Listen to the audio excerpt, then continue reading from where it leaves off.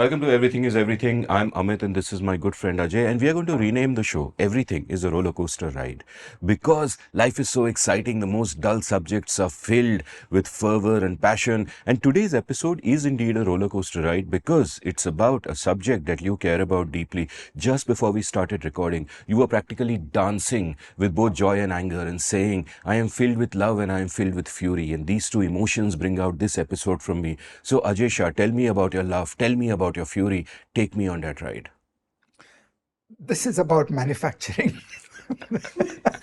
None of that passion is coming through. Gentle readers deserve your passion. Yeah. So, development economists are a bit of a creepy bunch. They are statist control people, and they have long had this smug comfort and superiority complex that they get to control the world and they shall instruct the country on what it shall be. And one element of that has been a certain view of manufacturing. And I have labored against this for 30 years.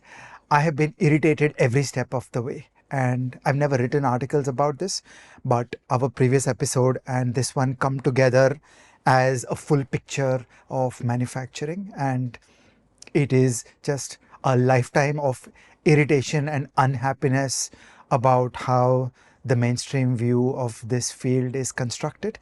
And today we shall do the fun stuff. Last time was hard work. This is the entertainment. Gentle readers, I want to tell you that right now he used words like irritation and unhappiness.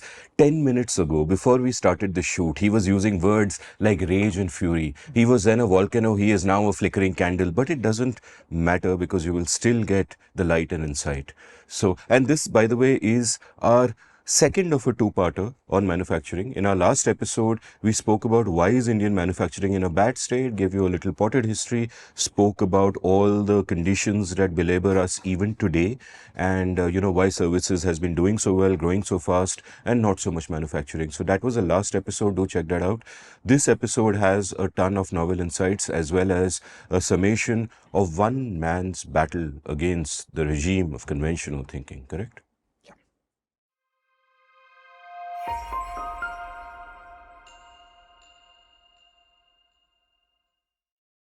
So, in essence, last time we showed 8 ways in which manufacturing is different from services.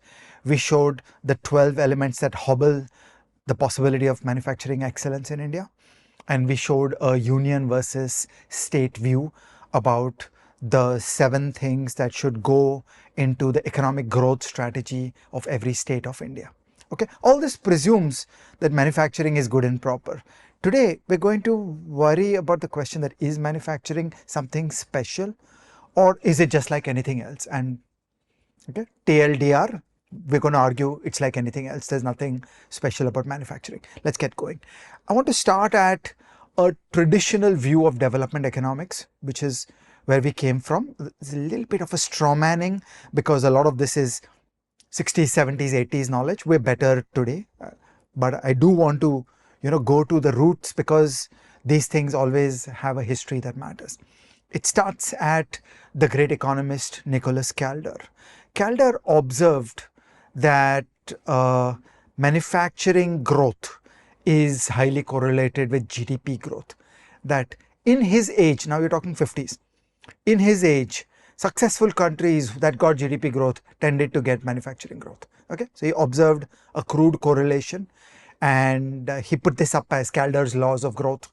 There are a couple of them, but it all boils down to the same thing, that there is something going on in manufacturing which is important, and manufacturing is of essence in the journey of successful countries.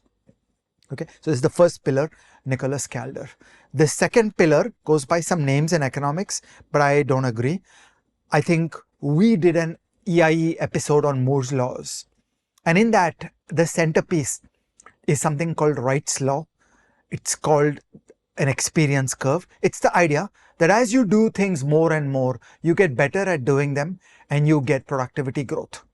The economists argued that these experience curves happen in manufacturing only.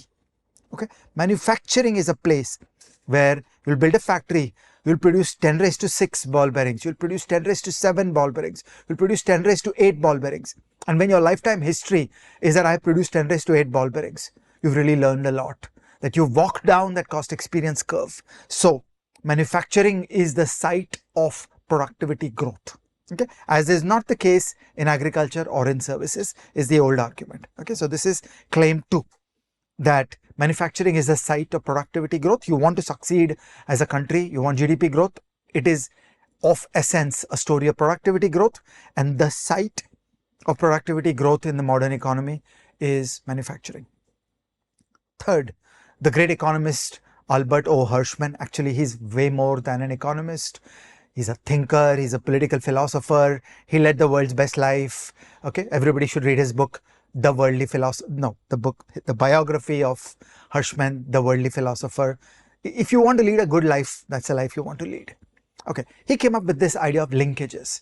He argued in 2 steps. First, that manufacturing is a game of linkages. I build a factory, it will buy some raw materials, and the things I produce will set the stage for somebody else to build 10 factories. Okay, so there's just something deeply interlinked about manufacturing. So when you get going with a couple of candles of light, suddenly you create the possibility of many other things happening. In modern jargon, I would call it positive externalities, that by my putting up a factory, I am helping other people sell their stuff, and I'm creating conditions for others to buy my stuff. Hirschman went so far as to say that there is a case for state action. And get a couple of these candles going, because then it'll light up the landscape, and then many other lights will start and they will all interconnect, and you'll get to a humming economy. Okay, that may not be the way we think today, but again, I'm discussing 60s. Okay, Hirschman called this unbalanced growth, where he said there is a case for state power to deliberately induce unbalanced growth, because when you get that unbalanced growth where a couple of factories and industries have come up and the rest of the economy is actually not ready for them, the capitalist forces will create the incentives for all the remaining pieces to come up, and that's how development happens. So don't go the 200-year path of slowly, incrementally waiting for things to happen. Use state power and get a couple of things going.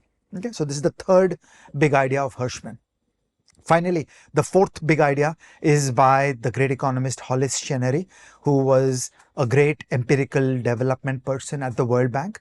He pointed to empirical regularities in development. Okay, they assembled the world's first high-quality multi-country data sets around development, spanning both rich countries and poor countries, going as far back as you could. And along with his co-authors, he argued that there is a concept called structural transformation. This is introduced by Chenery.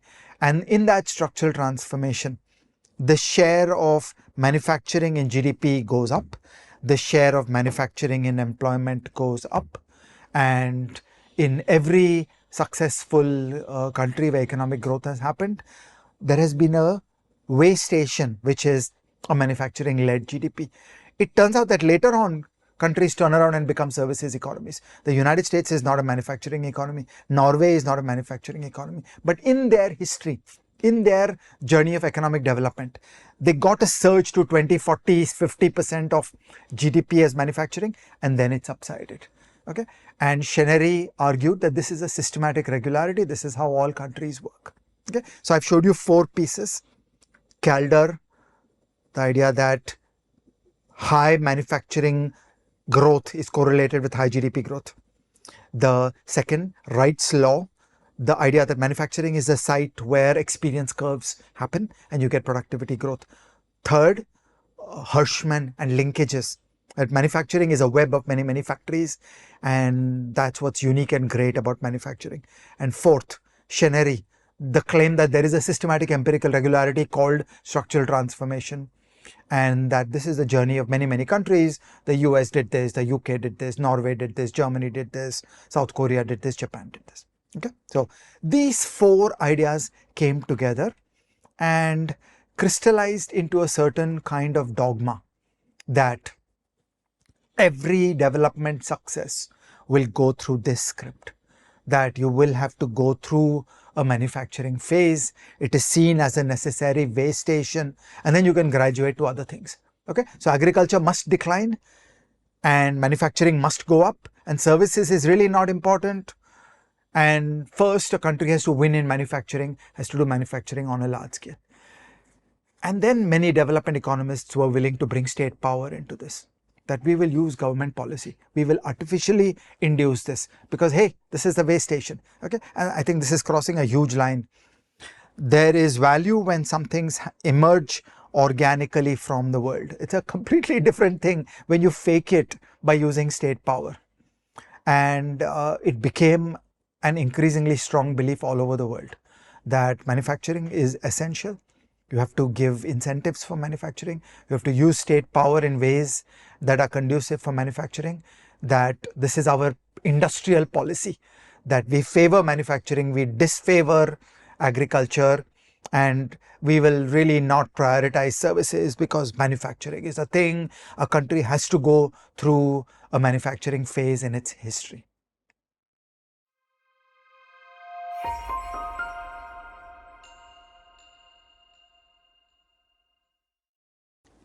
So Ajay, the theory is convincing, but it was put into practice, and practice didn't quite turn out the way these economists would have expected. So elaborate on that. Yeah. So this thing didn't work. Here are the two essential ideas why this entire approach of using state power to foster manufacturing is a bad idea. The first problem is that Hirschman was completely right on linkages, but the linkages went all over the world. So the word country really faded away. We now live in a truly global world. The buzzword today is GVC, global value chains. Production happens everywhere. There is no German car. The seats are made in Czechoslovakia. Oops. The seats are made in the Czech Republic. The wiring comes from Romania.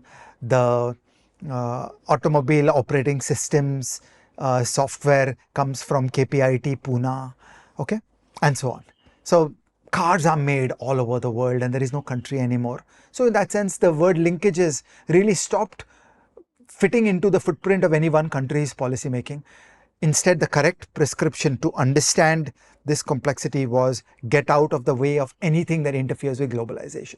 Okay, every friction, small and large, against deeply integrating into the world is damaging for your own country. Okay, in the previous episode we discussed passports, visas, Prevention of Money Laundering Act, Enforcement Directorate, cross-border payments, current account restrictions, capital account restrictions, just everything that interferes with your country deeply embraced into the world economy is a barrier. So, and then, yeah, there are linkages, but they're really global. So it's not something that operates at the level of one country. The second thing that went wrong was that industrial policy and state intervention don't work. Okay, this whole thing about picking winners does not work. There is a role for the state, which is to lay foundations and then be neutral. The state can't tip the scales that this industry is good or this industry is bad, or manufacturing is good and services is bad, or manufacturing is good and agriculture is bad. Whenever those kinds of things have arisen, they have really come to grief. So in the previous episode, we showed 12 areas where the Indian economy works badly for manufacturing. Yes, all those things should be fixed. We've done an EIE episode around agriculture, where we show many things that the Indian state does badly for agriculture, and all those things should be fixed. But nobody should act like a central planner that agriculture is somehow, a low grade, low priority, and manufacturing is somehow special and precious and excellent, and that we will be the central planner, we will have a target for manufacturing exports. Okay, things like that. Amusing side story, early on when I joined the Ministry of Finance, I was in a meeting, which is an annual meeting where you're supposed to figure out the exports target. Okay, and I was like the only child in the room saying, like, who in this room does any exporting?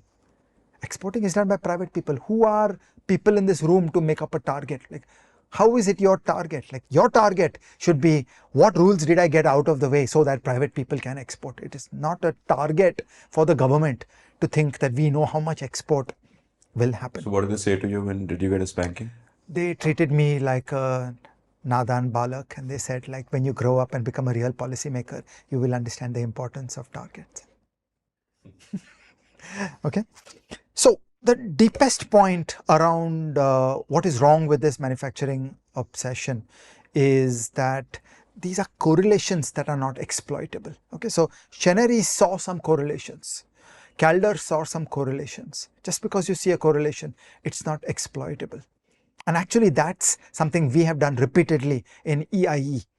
We did an episode on education where the entire global delusion around schooling was based on a correlation that you saw in England. There was lots of schooling, so Nehru thought we need lots of schooling in India. Okay, now that's not correct. Like, you need to become a rich country, and by the way, rich countries will have 100% schooling, but to start to put schooling first and to start claiming that human development is of essence for growth, okay, this is not correct.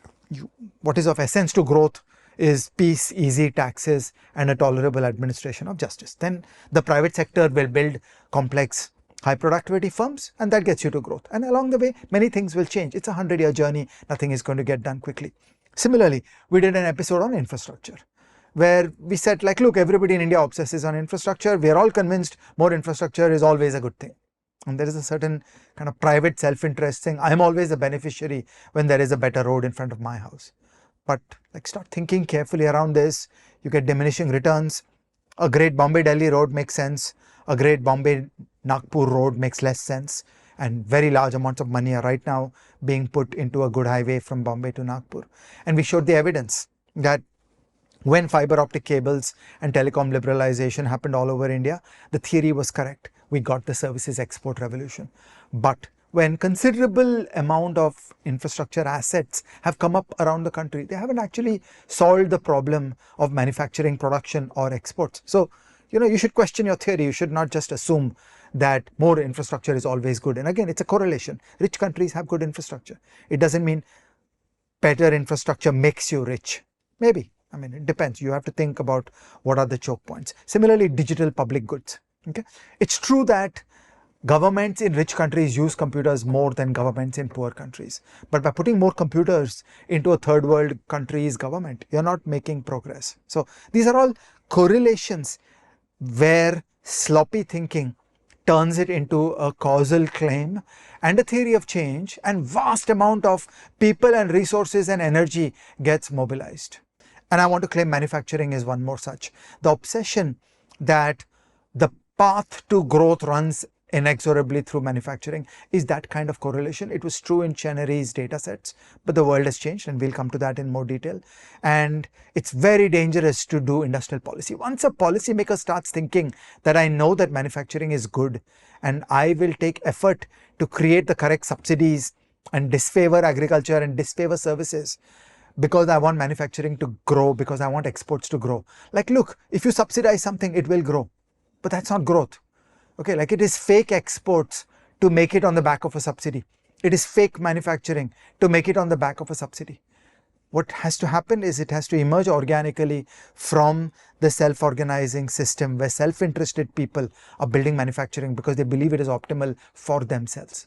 And I want to make an important clarification for gentle readers at this point, which is that you might see the title of these two episodes and think, oh, they are saying manufacturing is bad, or they are saying infrastructure is bad, or they are saying digital infrastructure is bad, and we are not saying any of those things. On how manufacturing relates to services, on whether manufacturing is an essential part to development, we should all have our individual opinions, and that is good and proper. What we are saying is that when the state takes a view that this is the only path to growth, and when the state uses coercion to favor one industry over another, to sort of focus on manufacturing over services, or to say this is the way to do things, that is what becomes a problem. That is what has constantly failed. That is what distorts the working of the economy and the prosperity of society. So our point per se is not so much about manufacturing versus services, and we are not saying we shouldn't do manufacturing. We are saying let the state get out of the way, let private individuals make their decisions about what they want to do. किसी को factory करना है, किसी को call centre करना है, किसी को यूट्यूब शो करना है, किताब लिखना है, सब करो. There should be rule of law, and the state should enable all of this.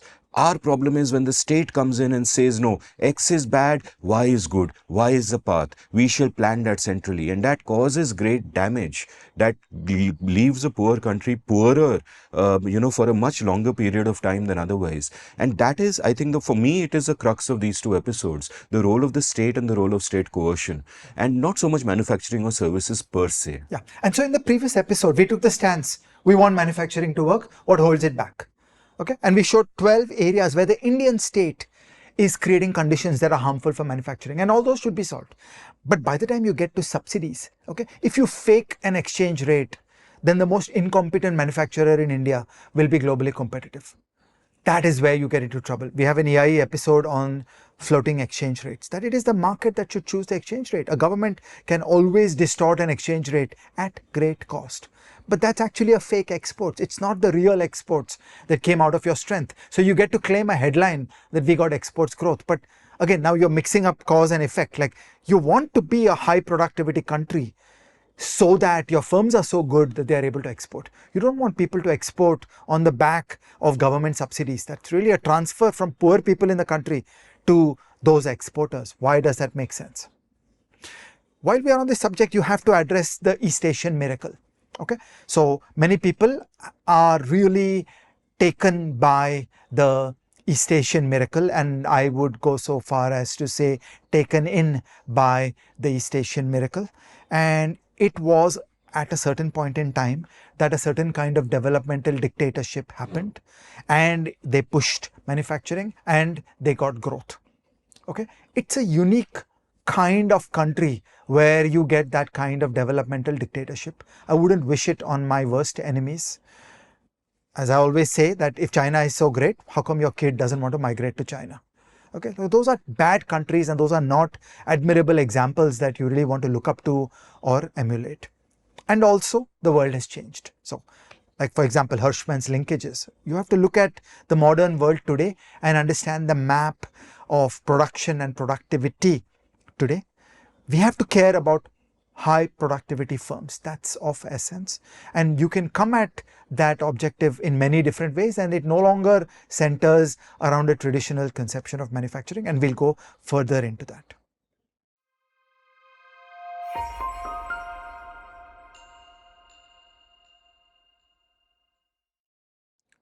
So Ajay, if the old model is delusional, what is the new model?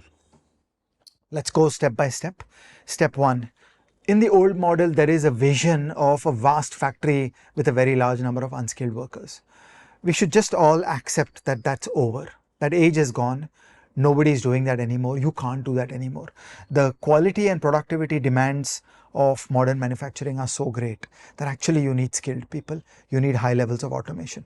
So this idea that we'll take an unskilled bloke from a village and turn them into a worker in a factory, okay, that age has passed us by. All modern manufacturing involves machines, significant amounts of automation, capital intensity because you need machines, and then the skill to work with those machines, to operate those machines. Okay, we are in a world of computer numerically controlled lathes, and then what you have is programmers for those lathes. You have English speakers who will read those manuals and YouTube guidance videos and write programs in English-like languages, which will be loaded on the lathe. So the minimum bar is not something trivial anymore. And you may have had dreams that my unskilled village peasant will readily get a job in manufacturing. Sorry, that's not a choice anymore. That age has gone. There is only a world of complexity and skill in manufacturing. While I'm on this subject, there is also an entire social and emotional dimension to manufacturing where people have to show up. People have to come to work at 9 a.m. and they have to work correctly for 8 hours. So you can't have people who say that I got drunk and I was asleep and I got into a fight. I mean, that whole undisciplined culture of being messy around alcohol and sleep and violence and obedience just doesn't work. So to participate in the modern economy, you do need to get domesticated. And so we need to create an entire industrial workforce which has these basic qualities of discipline. And it is a considerable issue in India today, particularly with young men. Young men in India have very bad behavior. There is an entire culture that goes around with machismo and violence and alcohol and staying up at night and not showing up at 9 a.m. So the factory shift has to start on time. You can't be 2 minutes late because hundreds of people have to be on an assembly line together. So we should not have the illusion that a bad quality labor force is going to make do in some idealized world of manufacturing with very low skills. It's a high skilled game. There is only a high skilled game that is available, and we have to play that game. We should no longer hanker for a game that exists in our minds. Second, there is actually no clear line between manufacturing and services anymore. Services are now deeply embedded into everything that you do by way of manufacturing. The economist Kirit Parikh, my dear friend and mentor, said to me many, many years ago about the rise of services in GDP. He said, once you have enough food to eat, you want the best chef to make the food. And that's services. Once you have enough clothes to wear, you want the best designer clothes. And that's services. It's the service of the designer. So it's not a simple manufacturing services distinction anymore. Consider the firm Rolls-Royce. Okay, Rolls-Royce sells you the rental service of an engine for 1 hour. They bill you for the engine for 1 hour. They're not selling the engine to you. They're billing you for the engine for 1 hour. What are they doing? They're giving you an engine as a service. Okay, that they make the engine, they take care of its maintenance schedule, they figure out the location of the engine all over the world, and they send their skilled technicians to go plug their USB cables into the engine, figure out what's happening inside the engine, fix it up, do preemptive maintenance. They're doing the entire finance and insurance piece behind it. And they give you one single product, which is rent this engine for 1 hour. This is the price that we will charge you. Okay, now is this manufacturing? Is it services? Okay, this is Rolls-Royce. It's a great firm. This is the business that they are offering. Or consider John Deere, okay, one of the world's great manufacturers of agricultural equipment. Their agricultural equipment has just gone into escalating complexity. The tractor dials in over the internet and downloads firmware updates into the tractor. It's not a dumb machine anymore.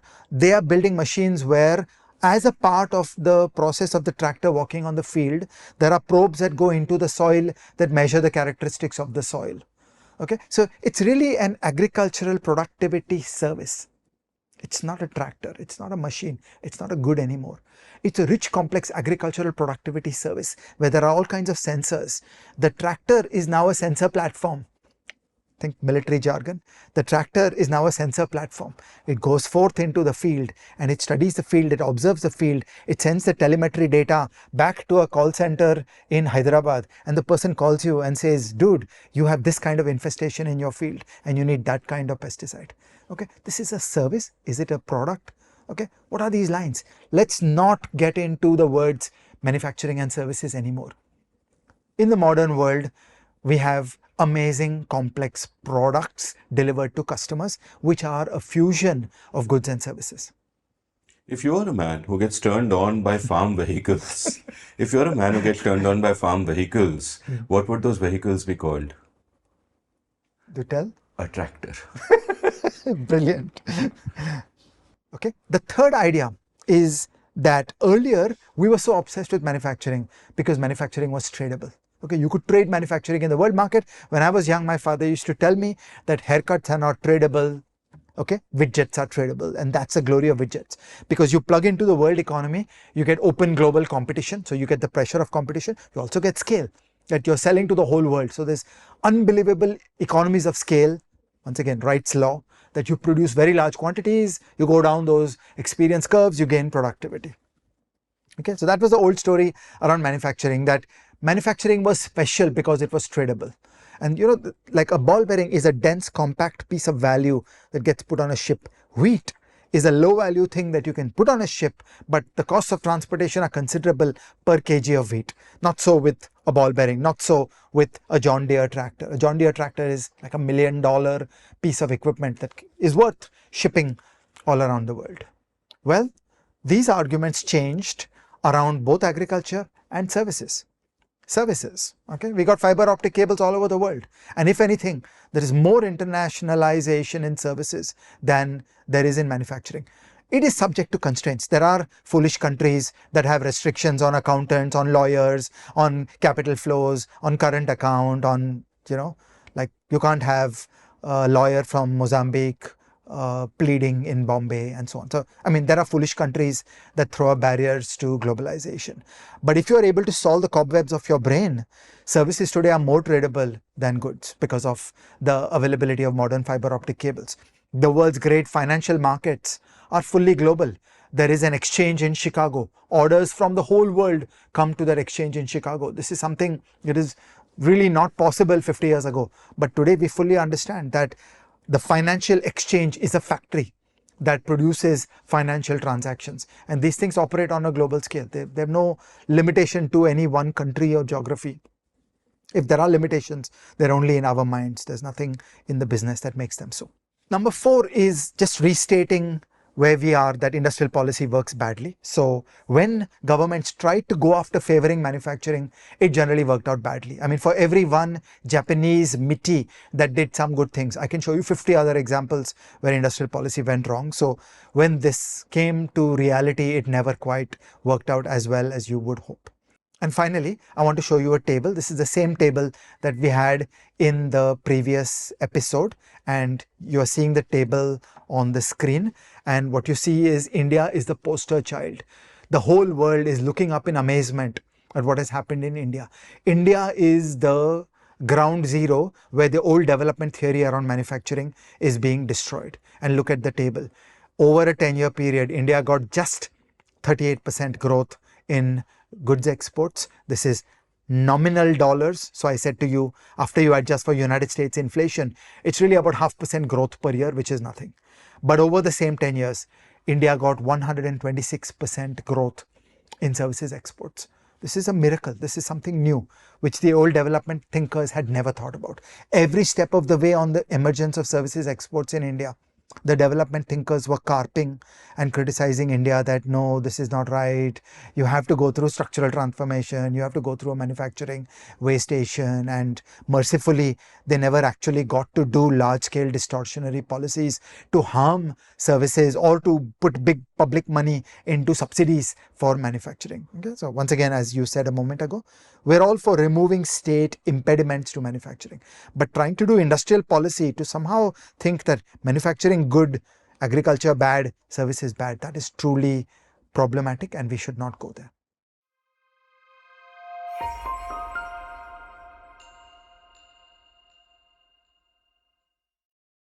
So Ajay, fascinating. Make this concrete for me with some stories and examples. Yeah.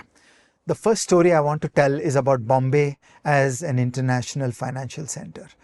Okay, this story runs back to Jaswant Singh, who was the finance minister. He was in the room with Rakesh Mohan and me, and he said, have you guys thought about Bombay as a global producer of financial services? And he said, I know this will take 25 years, but you have to play for 25 years. And Bombay must challenge London. Okay, London is the world's financial center. Immense amounts of GDP are made by being the financial center for the world. And why can't Bombay do that as well?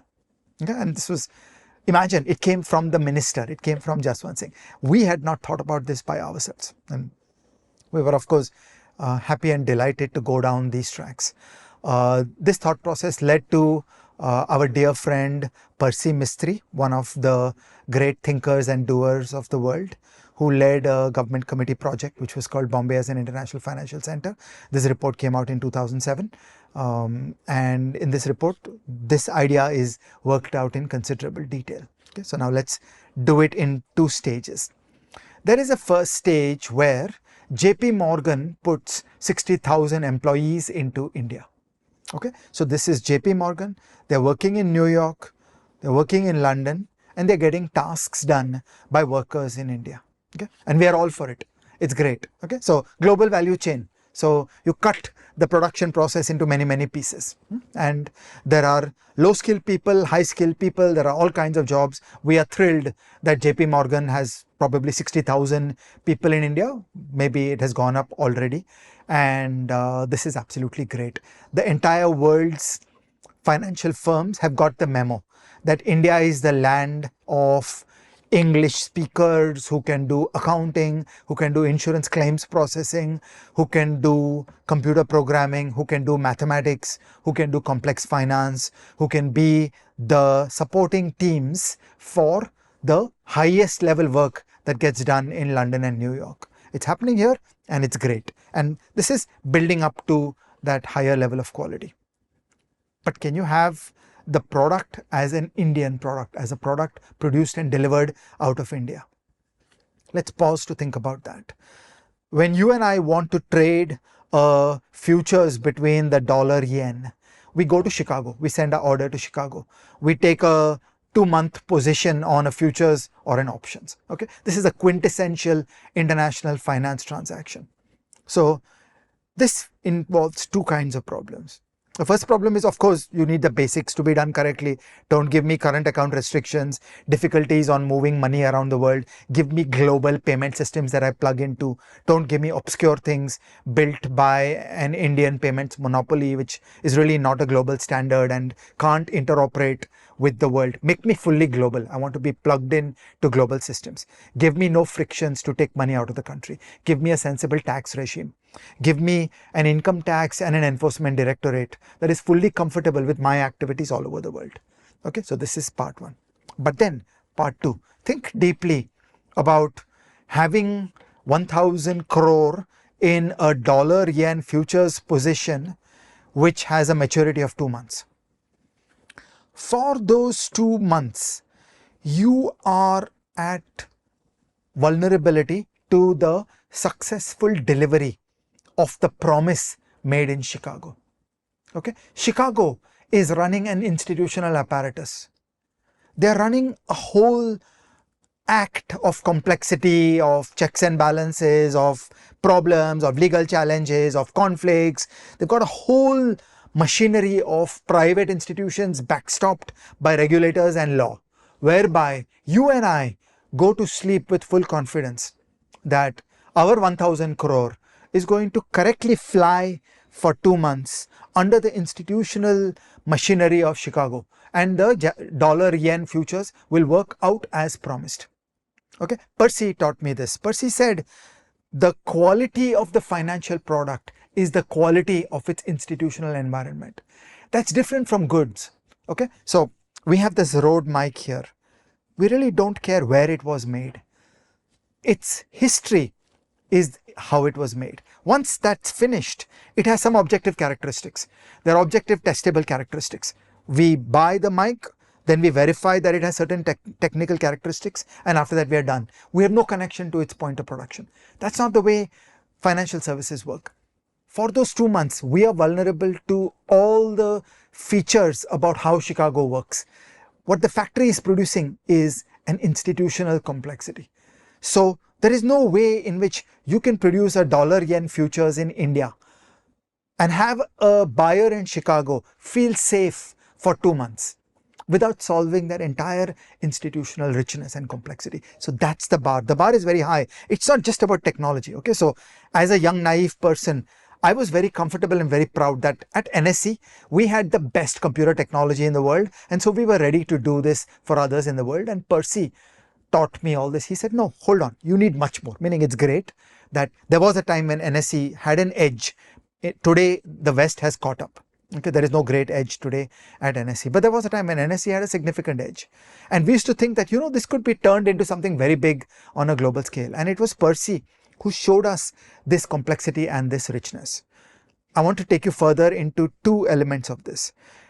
In 2019, actually, there was a situation where foreign participants on the NSE had a payment delay because of some stupid dispute between NSE and SEBI and something.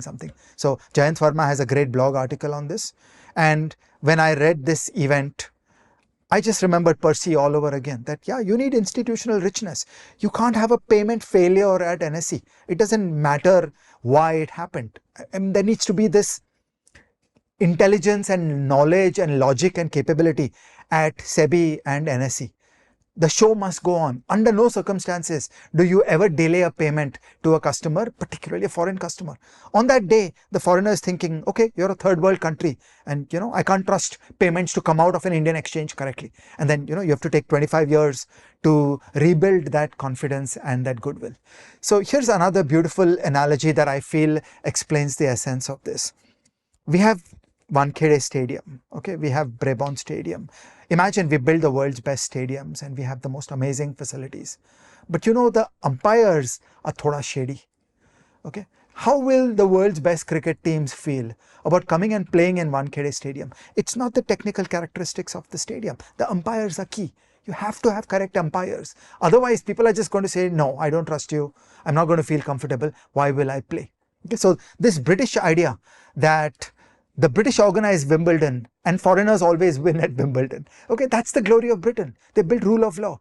They built the rules of the game. They got the trust of the world that British common law will always deliver, that the unwritten British constitution prevents the excesses of state power, that you get safety, that you get peace, easy taxes, and the tolerable administration of justice.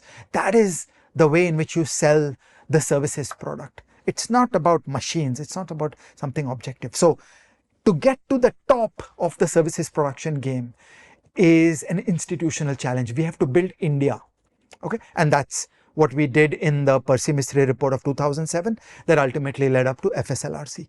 That what we need is a legal and institutional transformation of financial regulation to take the lovely raw material of Bombay. So Bombay is great. Okay, the hallmark of a great financial center is that you throw a stone at any building in Bombay, you throw a stone at any residential building in Bombay, and you will hit some derivatives trader. Okay, so everybody is doing conversations about trading derivatives. I know you hang out with the people who do conversations about poker, but I hang out with the people who do conversations about derivatives trading. Okay, and Bombay is rich with that human capital.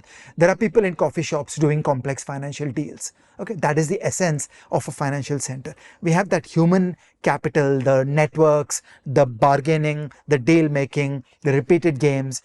You trust me. In an oral conversation, I will not lie to you. This is the machinery out of which a great financial center is made. And JP Morgan and Goldman Sachs are putting large amount of global complexity work into Bombay. That's great. So Bombay has all the raw materials. In the Percy Mystery report, we argued you've got to get your financial regulation right, and then Bombay has to actually become a good livable city. Because to become a truly great financial center, you want 100,000 expats at the highest paying jobs from the whole world to come and relocate to Bombay. And so, for example, when they walk into a police station, they need an interface to the police station in English. Okay, things like that. You have to design an expat friendly city. So there are many barriers for India to rise to the top, but this is one world that we need to think about. And Jaswant Singh started this journey about 25 years ago. We got till FSLRC. Okay, so we've got the draft law. But then everything got derailed. Okay, you and I did an Everything is Everything episode called The Journey of Indian Finance. Okay, we're badly stuck.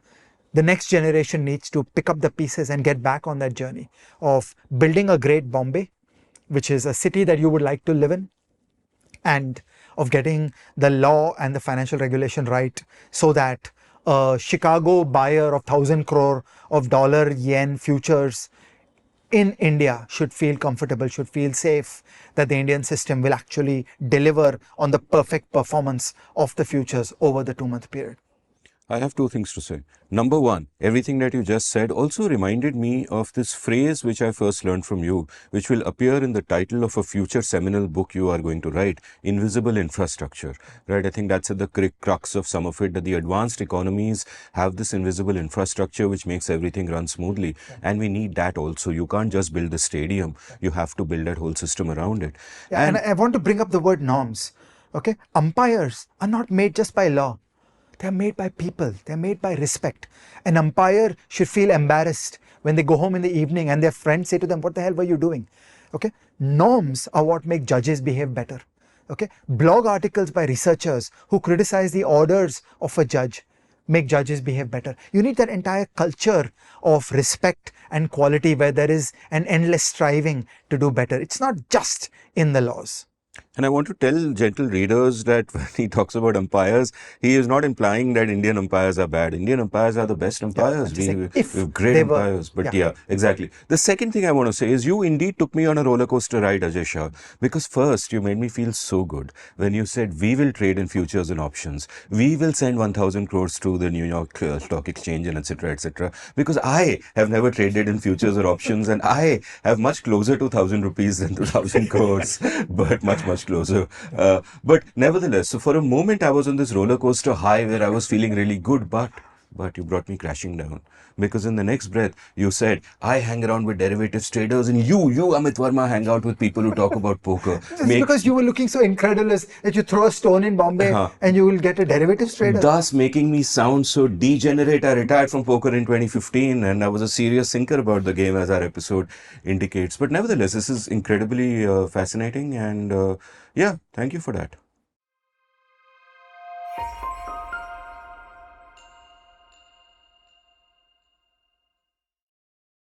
So, Ajay, we are recording this at lunchtime. It is time for us to have food. But first, before we have food, tell me a story about food.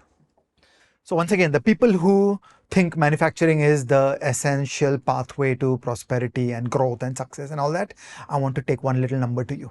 Okay, that is the area of the Netherlands.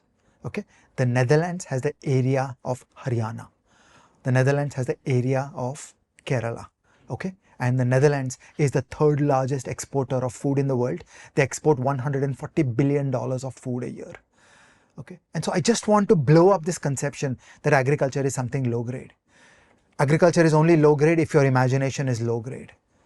Okay, agriculture is as much a site of productivity growth as anybody else. Okay, so if you think of indoor agriculture, agricultural robots, genetic engineering, okay, there is no limit to complexity and capability developing in agriculture. You should not think about your peasant.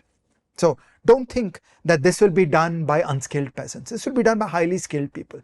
It is very complex, understanding how to operate in modern agriculture. The work that is done in the Netherlands is amazing. It is very rich. It is very complex.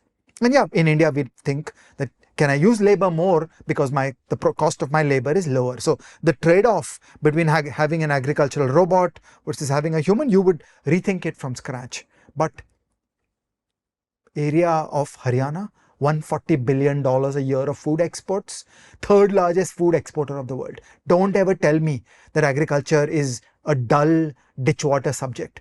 If Haryana is weak, it is only because of policies.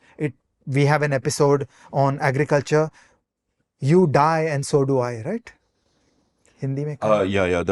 Let me think of the share. It's by the great farmer leader Sharad Joshi, one of the post-independence politicians I truly admire because he cared about freedom. And he was talking about the APMCs and about how they would buy from the farmer at 1 rupee and sell to the consumer at 20 rupees. And you didn't have a choice because they were granted a monopoly by the state on this. So his share, which is coming from a farmer to a consumer, was मरते हम भी है मरते तुम भी हो मरते हम भी है मरते तुम भी हो हम सस्ता बेच के मरते हैं तुम महंगा खरीद के मरते हो I die my friend and so do you I die my friend and so do you I sell my produce cheap and die you pay too much and you die too. So anybody who says that agriculture is dull as ditch water and India has to graduate to manufacturing, I say to you, you haven't thought enough about agriculture. You have a 1950s conception of agriculture. Okay, Little Netherlands, the area of Haryana, the area of Kerala, is the world's third largest food exporter and earns $140 billion out of exports of food. So this is a place for productivity growth. Once again, all the machinery, you can build firms, you can build complexity, you can build productivity growth. To transport lychees from Bihar to Tokyo is complex. And the way the world economy works is you're paid for complexity. Okay, you're not paid to do trivial things. So if you foolishly grow wheat under the benign influence of the PDS, you're not going to get paid a return for that. You're going to get paid a return for brilliance, for complexity, for imagination, for invention. And there is no reason to think that food is inferior. Okay, and by the way, this stuff is already happening in India. The Indian food exports are like $43 billion, whereas the Indian textile and apparel exports are $34 billion. Okay, so there you go. You've already got a labor intensive sector, food, where India is exporting more than the garment and apparel sector. So, if you obsess in an industrial policy way that we've got to do garment exports, we've got to do garment exports, you're missing something. Okay, it is not a subject for industrial policy. Okay, some private people on their own figured out a lychee trade, that you should grow lychees in Bihar and transport them to Tokyo. It was done by private people. It was not done by government. And the job of the government is to do some basics and get out of the way. So we've talked about food and agriculture. We've talked about manufacturing. We've talked about services.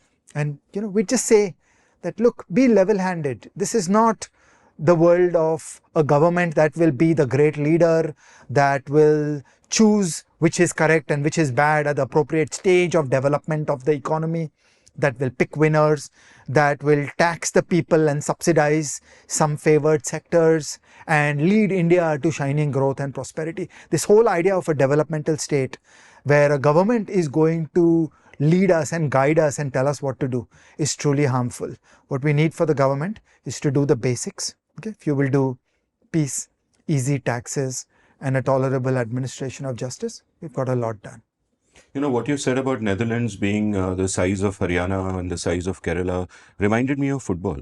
In 2018, when the World Cup in Russia was happening, Iceland drew 1-1 with Argentina in the first game. And I think they reached the group stage. I forget if they reached the group stage or not, but there was much fuss over Iceland. At which point, I sat in my study in Warsaw and I calculated that population-wise, Iceland was the size of Warsaw.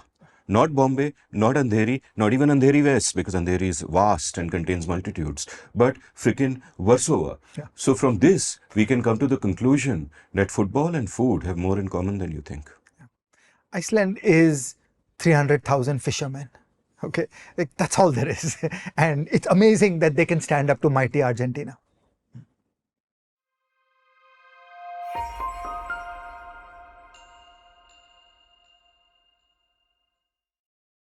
So Ajay, what lessons can we learn from all of this? Like what I find disheartening often is that the world changes and the people who think about the world take a much longer time to change than the world itself, right? The map of the world is always out of date, but except that in the world of intellectual constructs, it's much more out of date than you would otherwise expect. And there is a lag between the world changing and conventional wisdom catching up. So everything that you've shared with us, I'm sure there are lots of young economists who are watching this, people who are interested in all of these fields watching this.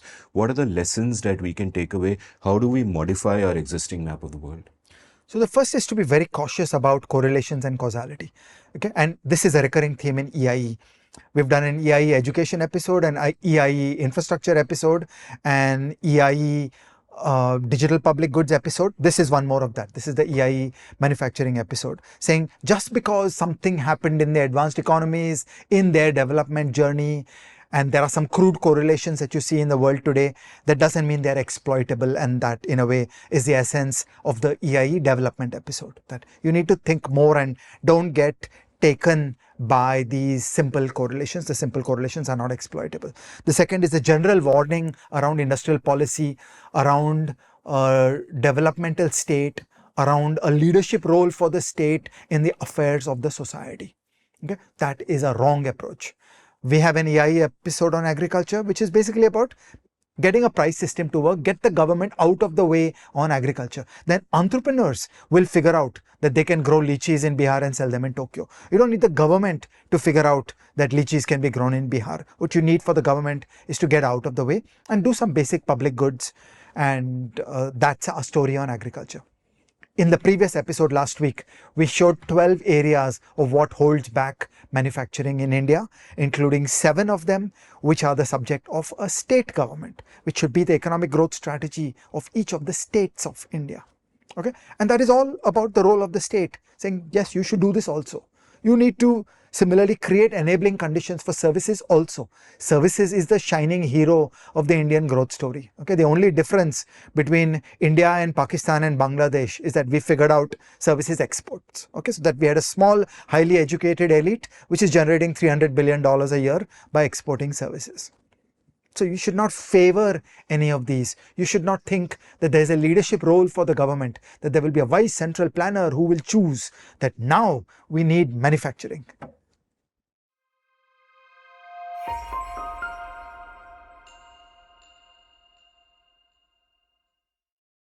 Ajay, recommendations. I want to recommend a great man, Albert O. Hirschman. Okay, just everybody, please take interest, please pay attention. I spent this episode criticizing his linkages work, and that's okay. Okay, I mean, people are not obliged to be precisely correct 50 years later. I mean, the linkage is just shifted across the boundary of the country. There's nothing wrong in what he said. And he's just an interesting person. He's a lovely person. So we should read his biography.